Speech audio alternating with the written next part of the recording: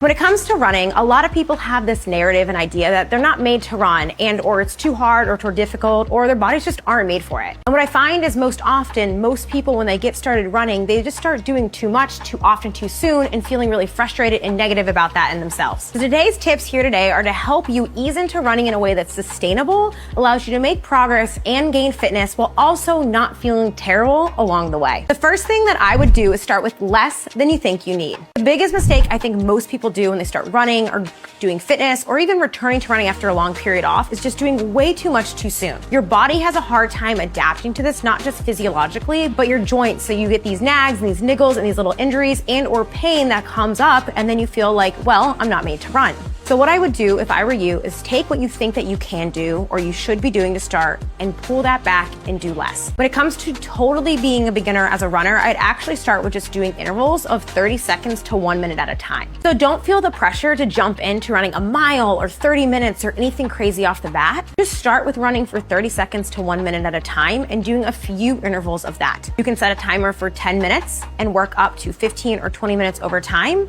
gradually increasing the duration of what you're running and or decreasing the rest in between those intervals. I love the idea of 30 seconds on and then walking till you feel good again and then running again for 30 seconds and seeing how many total intervals you get in that first 10 to 15 minute bout of training. Then from there, as you gain fitness and confidence and comfort with that, increasing that duration of what you're doing. But again, start with less than you think you need. You do not need to push your body to be running for 5 or 10 minutes at a time if that's just too much outside of your comfort zone right now. So if you haven't been running recently, but maybe you run in a few Metcons at your local gym or your Orange Theory class or something like that, and you know you can run for 5 to 10 minutes at a time, but you can't sustain that for a long period of time. Maybe you're starting with 5-minute intervals with a 2-minute walk and then repeating for 5 minutes again and building that up over time. It's about meeting yourself where you're at with your fitness, but again, don't just start jumping into the most that you can do. Start with a little bit less and give your body time to adapt to that new stimulus and stress before you start doing more.